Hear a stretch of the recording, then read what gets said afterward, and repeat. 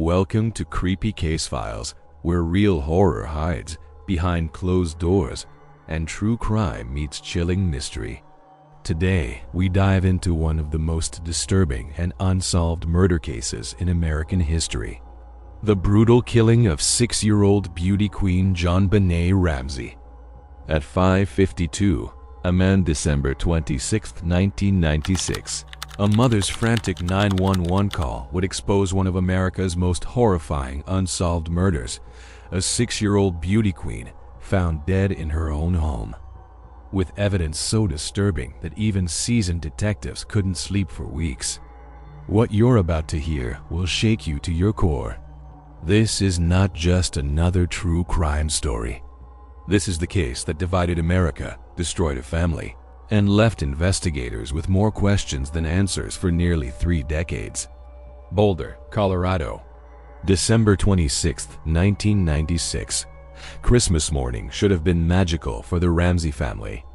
Instead, it became the beginning of every parent's worst nightmare. The emergency dispatch center receives a call that will haunt America forever. Patsy Ramsey, voice shaking with panic. "We have a kidnapping. Hurry, please." The ransom note in her trembling hands demanded $118,000 for her daughter's safe return. But JonBenet Ramsey wasn't kidnapped. She was already dead, somewhere inside their own home. The Boulder Police Department responded within minutes. What they found would become one of the most analyzed crime scenes in American history. But here's what will chill you to the bone. For the next 7 hours, as police searched the house, JonBenet's body lay hidden just feet away from where investigators were standing. The Ramsey house at 755 15th Street looked like any other affluent family home. Tudor-style architecture, perfectly manicured lawn, Christmas decorations still twinkling in the windows. But beneath this picture-perfect exterior, something evil had taken place. At 1:05 p.m., nearly 8 hours after the initial 911 call, John Ramsey and family friend Fleet White descended into the basement. What John discovered in that wine cellar would be burned into his memory forever. There, covered by a white blanket, lay his 6-year-old daughter, JonBenet Patricia Ramsey. The little girl who had conquered beauty pageants, who dreamed of becoming Miss America, who had been tucked into bed just hours earlier, was gone. But this wasn't just a tragic death. The evidence suggested something far more sinister. JonBenet had been sexually assaulted, strangled, her skull fractured, and whoever did this, they were still out there. The question that would consume America for decades: who killed JonBenet Ramsey? Was it a stranger who somehow infiltrated their home, a family member hiding a dark secret, or something even more disturbing? To understand this case, we need to go back to the beginning. We need to understand who JonBenet was and what her life was like in the days leading up to that terrible Christmas morning. JonBenet Patricia Ramsey was born on August 6, 1990 in Atlanta, Georgia. From the moment she entered the world, she was destined to be in the spotlight. Her mother, Patsy, was a former beauty queen herself, Miss West Virginia 1977. Her father, John, was a successful businessman who had built a computer company worth millions. The Ramseys moved to Boulder in 1991, settling into their dream home, a massive Tudor-style house worth $700,000. To the outside world, they were the perfect American family. John was the successful CEO, Patsy was the devoted mother, and their children, Burke, born in 1987, and JonBenet, were thriving. But it was JonBenet who truly captured hearts. At just 4 years old, she began competing in beauty pageants, following in her mother's footsteps. With her platinum blonde hair, sparkling blue eyes, and infectious smile, she quickly became a sensation in the child pageant circuit. JonBenet wasn't just another pretty face. She had genuine talent. She could sing, dance, and had a natural stage presence that mesmerized audiences. Her favorite song to perform was "I Want to Be a Cowboy's Sweetheart," and she would belt it out with confidence that belied her young age. By age 6, JonBenet had won numerous titles: Little Miss Colorado, Colorado State All-Star Kids Cover Girl, America's Royale Miss. Her bedroom walls were covered with crowns, sashes, and trophies. She was living her dream. But beyond the glitz and glamour, JonBenet was just a normal 6-year-old. She loved her bike, played with Barbies, and had a special bond with her 9-year-old brother Burke. She was enrolled at Martin Luther King Jr. Elementary School, where teachers described her as bright, friendly, and eager to learn. Her teacher, Judith Phillips, later recalled, JonBenet was a joy to have in class. She was always smiling, always eager to help other students. She had this light about her that just drew people in. December 1996 was supposed to be JonBenet's best Christmas yet. The family had big plans. They were going to spend the holiday in their vacation home in Charlevoix, Michigan, then fly to Disney World for a special New Year's celebration. December 23, 1996, the Ramseys attended a Christmas party at the home of Fleet and Priscilla White, close family friends. JonBenet was in her element, playing with other children, spreading her infectious joy throughout the party. December 24th, Christmas Eve, the family spent a quiet evening at home, wrapping last-minute presents and preparing for their trip. JonBenet was excited. She could barely contain her anticipation for Christmas morning. December 25th, Christmas Day, the Ramseys attended another party, this time at the home of the Steins, another close family friend. JonBenet played with her friend Daphne Stein, and the two girls had a wonderful time together. What happened next would be the subject of intense scrutiny. The family returned home around 9:30 p.m., according to John and Patsy. JonBenet had fallen asleep in the car during the drive home. John carried her upstairs to her bedroom, where Patsy helped change her into her pajamas. JonBenet's bedroom was a little girl's dream. Pink walls, a canopy bed, stuffed animals everywhere. Her pageant photos lined the walls, and her latest crown sat proudly on her dresser. Patsy later testified that she gave JonBenet a piece of pineapple as a snack, read her a story, and tucked her into bed around 10:30 p.m. It was the last time she would see her daughter alive. But here's where the story gets disturbing. Someone was watching the Ramsey house that night. Someone who knew their routines, their habits, their Christmas plans. Someone who had been waiting for the perfect moment to strike. As the Ramsey family slept peacefully on Christmas night, evil was creeping through their home. By morning, their perfect life would be shattered forever, and America would be introduced to one of the most disturbing murder cases in history. What happened in those dark hours between Christmas night and the early morning of December 26th? The timeline of events is about to get even more chilling. December 26th, 1996, 5:52 a.m. Patsy Ramsey's world collapsed in an instant. According to Patsy's testimony, she woke up early that morning to prepare for their flight to Michigan. She walked downstairs to make coffee, and that's when she saw it, a 3-page ransom note, handwritten on paper from inside their own home, placed on the spiral staircase. The note was unlike anything investigators had ever seen. It was long, rambling, and filled with movie references. It demanded exactly $118,000 for JonBenet's safe return, the exact amount of John Ramsey's Christmas bonus that year. The note read, "Mr. Ramsey, listen carefully. We have your daughter. If you want her back, see to it that you get the money ready. The delivery will be exhausting, so I advise you to be well rested." At 5:52 a.m., Patsy made the frantic 911 call. But here's what's disturbing. According to some audio experts, Voices can be heard in the background after Patsy thought she hung up. Some claim to hear Burke's voice, despite the parents insisting he was asleep. 5:55 a.m. The first police officers arrived at the Ramsey home. But what happened next would compromise the investigation from the very beginning. The Boulder Police Department made critical errors. They failed to immediately secure the crime scene. They allowed friends and family to come and go freely. The house was contaminated with additional fingerprints, footprints, and DNA evidence. 6 a.m. to 1 p.m. For 7 excruciating hours, the police conducted a search of the house. They found JonBenet's bedroom undisturbed, her bed appearing to have been slept in. But there was something odd. A baseball bat was found outside the house, and a suitcase was positioned under a basement window. Detective Linda Arndt was assigned to stay with the family and coordinate the ransom demand. But as the hours passed, something felt wrong.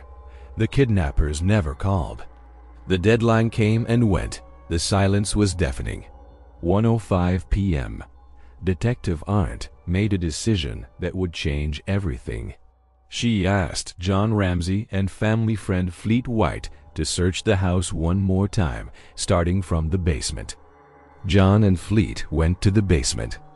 They searched the train room, the boiler room, and then John opened the door to the wine cellar, a small, windowless room that had been overlooked during the initial search. What John saw in that wine cellar would haunt him forever. JonBenet was lying on the floor, covered with a white blanket. Her favorite pink nightgown was beside her body. John's scream echoed through the house. He immediately picked up his daughter's body and carried her upstairs, inadvertently contaminating crucial evidence. Detective Arndt later said that when she looked into John's eyes at that moment, she felt something was wrong. The autopsy would reveal the horrifying truth. JonBenet had suffered a skull fracture so severe that it created a hole in her skull 8.5 inches long. She had been strangled with a garrote, a sophisticated weapon made from a paintbrush handle and cord found in the house. But the most disturbing finding was evidence of sexual assault. JonBenet had been violated either during the attack or possibly on previous occasions. This wasn't just a murder, it was a sexual crime against a child. The crime scene told a disturbing story.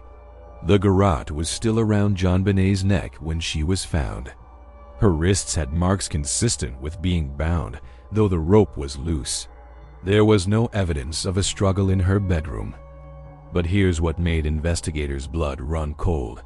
Whoever did this knew the house intimately. They knew where to find the paper for the ransom note, where to find the Sharpie pen, where to find the paintbrush to make the garrote. They navigated the house in complete darkness without disturbing anything. The medical examiner determined that JonBenet died between 10 p.m. on December 25th and 6 a.m. on December 26th, but the exact sequence of events remained a mystery. As news of the murder spread, the Boulder Police Department realized they were dealing with something unprecedented. This wasn't just a local tragedy. This was about to become a national obsession. By evening, news vans surrounded the Ramsey house. The media had caught wind of the story, and they were hungry for details. The case of JonBenet Ramsey was about to explode into the American consciousness. But the most disturbing details were yet to come. The crime scene evidence would reveal things so shocking that they would change how America viewed this case forever. The evidence in the JonBenet Ramsey case reads like something from a psychological thriller. But this wasn't fiction, this was real, and it was more disturbing than anyone could have imagined. Let's start with the ransom note, the piece of evidence that would become the most analyzed document in criminal history. 3 pages long, written on paper from inside the Ramsey home, using a Sharpie pen also found in the house. The note was filled with bizarre movie references. It mentioned fat cats and foreign factions, language straight out of Hollywood thrillers. The writer seemed to know intimate details about John's business and even referenced his exact Christmas bonus amount. But here's what made investigators' skin crawl. The note was practice. Hidden in the house, police found a false start to the ransom note. Someone had begun writing Mr. and Mrs. Ramsey before starting over with just Mr. Ramsey. The handwriting analysis became a battleground. Some experts claimed it matched Patsy Ramsey's writing style. Others vehemently disagreed. But everyone agreed on one thing. The note was written by someone who felt comfortable taking their time in the Ramsey house. The murder weapon was equally disturbing. The garrote that strangled JonBenet was made from a paintbrush belonging to Patsy, a paintbrush from her hobby art supplies. The cord was common white rope, but the construction showed someone with knowledge of knot making. Forensic experts were baffled. The garrote was both sophisticated and crude. It was designed to slowly strangle the victim, but it was made from household items. This suggested someone with both knowledge and access to the house. The autopsy revealed JonBenet had suffered 2 major injuries. The skull fracture was so severe that it would have been immediately life-threatening. The strangulation occurred either simultaneously or shortly after. But which came first became a crucial question. Dr. John Meyer, the medical examiner, determined that JonBenet had eaten pineapple 1 to 2 hours before her death. This created a timeline problem. Patsy claimed JonBenet went straight to bed after arriving home, but the pineapple suggested she had been awake and eating. In the kitchen, police found a bowl of pineapple with a large serving spoon. Burke and John Ramsey's fingerprints were on the bowl, but not JonBenet's. This sparked theories about what really happened that night. The DNA evidence was perhaps the most controversial aspect of the case. Unknown male DNA was found in JonBenet's underwear and on her long johns. This DNA didn't match anyone in the Ramsey family or any known associates.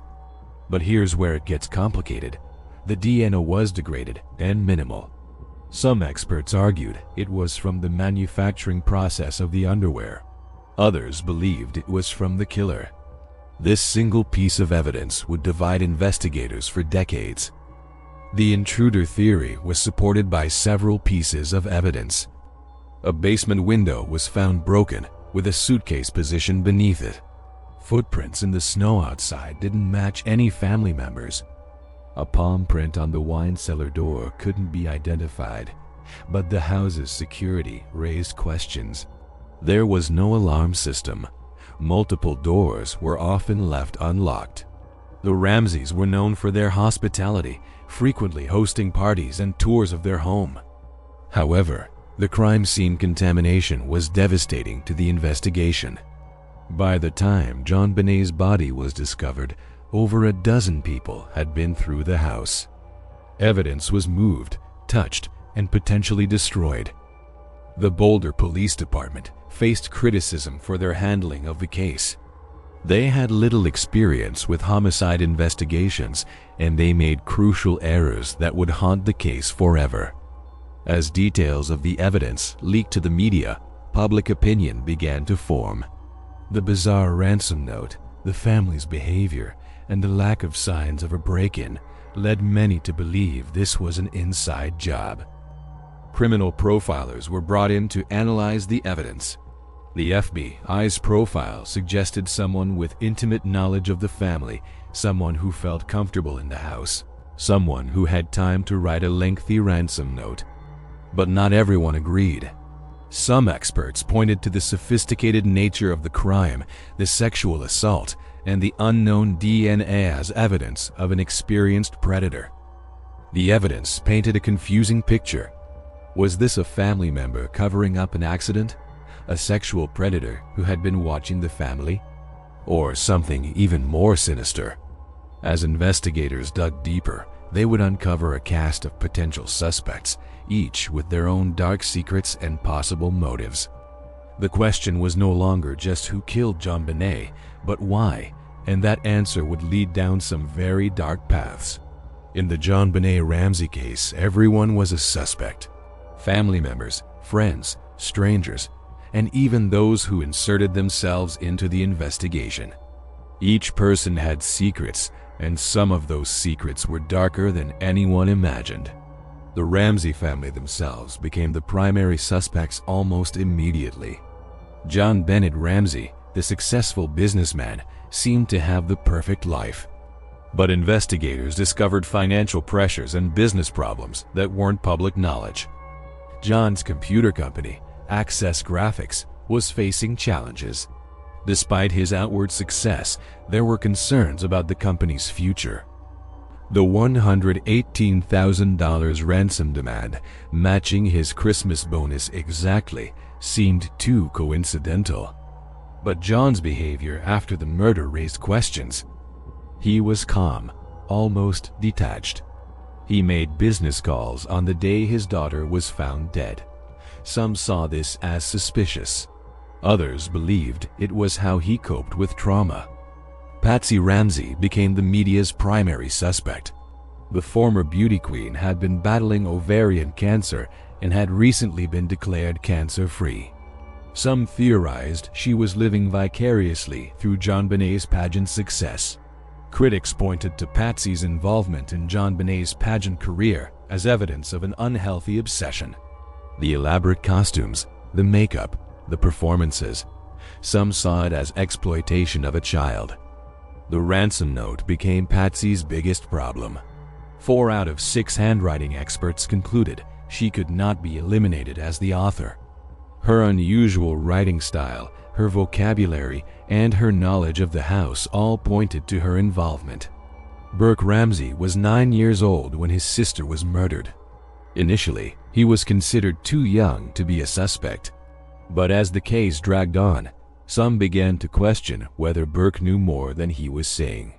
Burke's behavior was unusual. He seemed detached, almost emotionless when discussing his sister's death. In interviews, he appeared to be hiding something, leading some to theorize about sibling rivalry gone wrong. The pineapple evidence became crucial to theories about Burke. His fingerprints were on the bowl, and some experts believed JonBenet had been lured downstairs by her brother for a late-night snack. But the investigation also focused on potential intruders. The first suspect was Bill McReynolds, a local man who had played Santa Claus at the Ramseys' Christmas party just days before the murder. McReynolds was a beloved figure in Boulder, known for his elaborate Santa performances. But investigators discovered disturbing coincidences in his past. His daughter had been kidnapped on December 22 years earlier, the same date as the Ramsey Christmas party. McReynolds had given JonBenet a special gift, a card that read, "You will receive a special gift after Christmas." He also had access to the house and knew the family's routines. But McReynolds was eventually cleared through DNA evidence and alibis. However, his initial investigation revealed how many people had access to the Ramsey home and knowledge of their private lives. Gary Oliva emerged as a suspect years later. A registered sex offender with a history of crimes against children, Oliva was in Boulder at the time of the murder. He had called a friend on December 26th, crying and saying he had hurt a little girl. Oliva's background was disturbing. He had been arrested multiple times for crimes involving children and had a history of mental illness. He also bore a resemblance to composite sketches of potential suspects. In 2006, the case took a bizarre turn when John Mark Carr, a former school teacher, confessed to the murder. Carr claimed he had been with JonBenet when she died, but that her death was an accident. Carr's confession was detailed and disturbing. He described being obsessed with JonBenet and claimed to have been in contact with her before her death. His confession made international headlines, but Carr's DNA didn't match the evidence at the crime scene. His confession was filled with inaccuracies, and he was eventually cleared of involvement. However, his case highlighted the ongoing public fascination with the murder. The investigation revealed dozens of other potential suspects. Contractors who had worked on the house, delivery people who knew the family's routines, and even some of the family's friends came under scrutiny. Linda Hoffman-Poo, the family's housekeeper, was investigated extensively. She had keys to the house, knew the family's schedule, and had expressed financial difficulties. She also knew where Patsy kept her art supplies. But investigating these suspects revealed the challenges facing the Boulder Police Department. They lacked experience with high-profile cases, and the media attention made their job nearly impossible. The constant media coverage meant that potential suspects were being identified and investigated in public. Some witnesses were reluctant to come forward, fearing their own privacy would be destroyed. Each suspect presented timeline problems. The narrow window of opportunity between 10 p.m. and 6 a.m. made it difficult to place anyone at the scene at the exact time of the murder. The contaminated crime scene meant that evidence linking suspects to the house was unreliable. Fingerprints, DNA, and other forensic evidence had been compromised by the initial investigation. As the investigation continued, it became clear that the truth might be more complex than any single theory could explain. The evidence pointed in multiple directions, and each suspect had both compelling evidence for and against their involvement. But the case was about to take several shocking turns that would change everything investigators thought they knew about the murder of JonBenet Ramsey. After nearly 3 decades, the JonBenet Ramsey case remains one of America's most controversial unsolved murders. But recent developments have brought us closer to the truth than ever before, and that truth is more disturbing than anyone imagined. The case exploded into American consciousness like nothing before it. Cable news channels provided 24/7 coverage. The combination of wealth, beauty pageants, and child murder created a media frenzy that consumed the nation. The media coverage was unprecedented. JonBenet's pageant photos were broadcast constantly, sparking debates about child beauty pageants and the sexualization of young girls. The case became a cultural phenomenon. Public opinion was divided from the beginning. Polls showed that most Americans believed the family was involved, while others were convinced an intruder was responsible. The case became a national Rorschach test. In 1999, a grand jury voted to indict John and Patsy Ramsey on charges of child abuse resulting in death. But District Attorney Alex Hunter refused to sign the indictment, claiming insufficient evidence.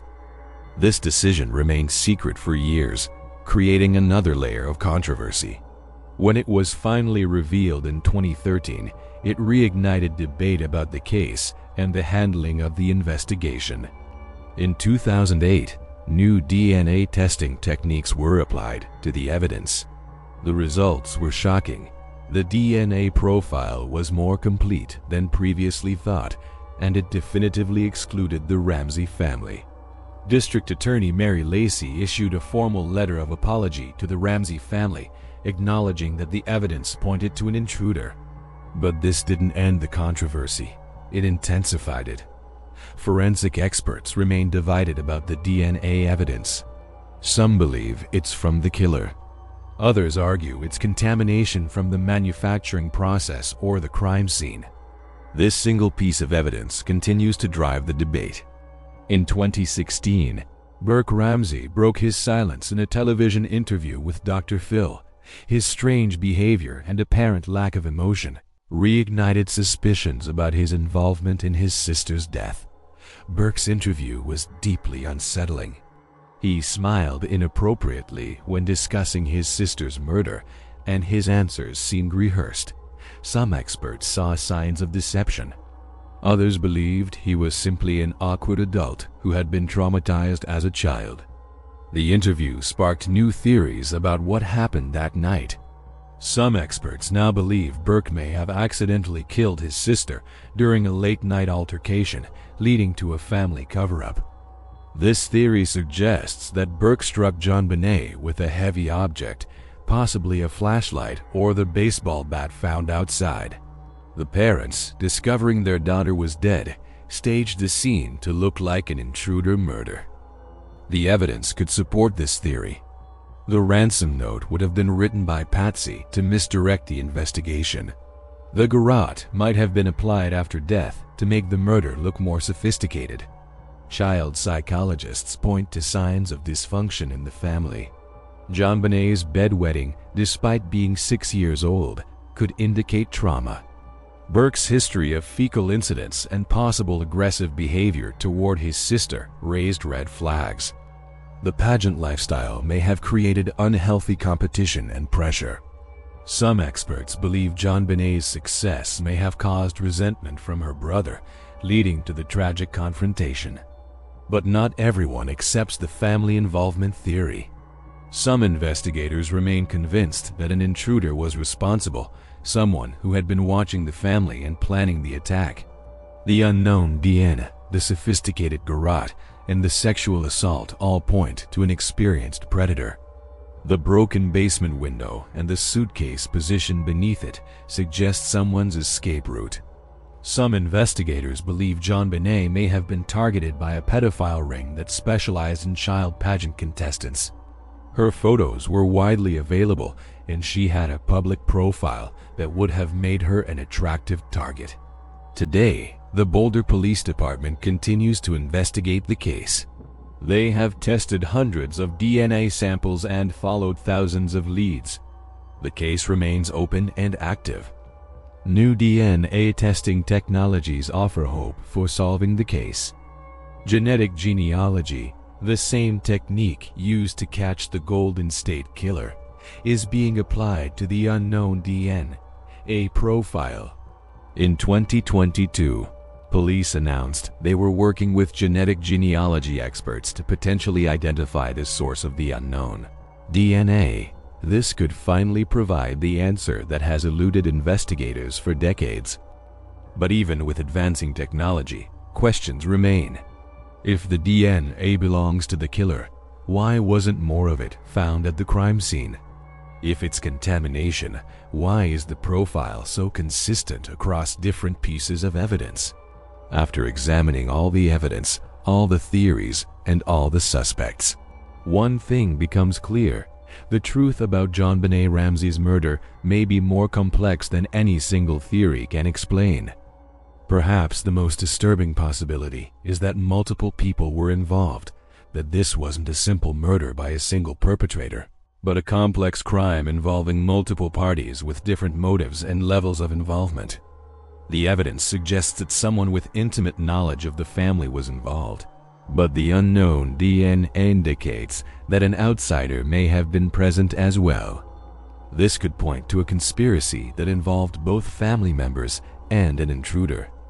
27 years later, JonBenét Ramsey's killer walks free. Somewhere out there, the person who strangled a 6-year-old girl on Christmas night has never faced justice. The truth remains buried beneath layers of evidence, theories, and secrets. But you've heard all the evidence. You've seen the timeline. You know the suspects and their motives.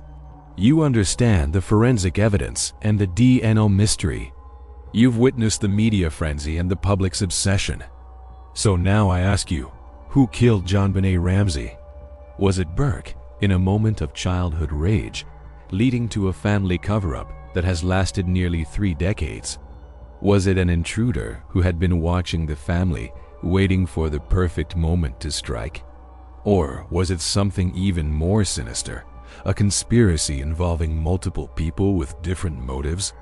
The ransom note points to someone inside the house. The DNA points to someone outside the family. The garrote suggests sophistication. The crime scene suggests panic. The evidence contradicts itself at every turn. Here's what I want you to think about. If you were investigating this case, what piece of evidence would you focus on?